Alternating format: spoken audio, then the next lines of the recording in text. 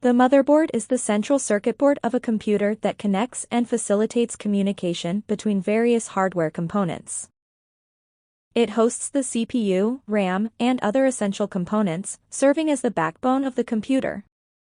The motherboard provides connectors for peripherals, expansion slots, and ports for connecting devices, making it a crucial component for system functionality.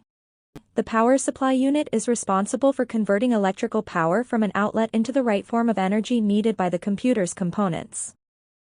It supplies electrical energy to the motherboard, CPU, GPU, and other devices, ensuring they operate properly.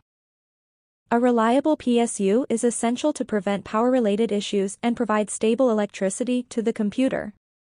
Expansion slots are openings on the motherboard designed to accommodate additional cards or boards, such as graphics cards, sound cards, and network cards.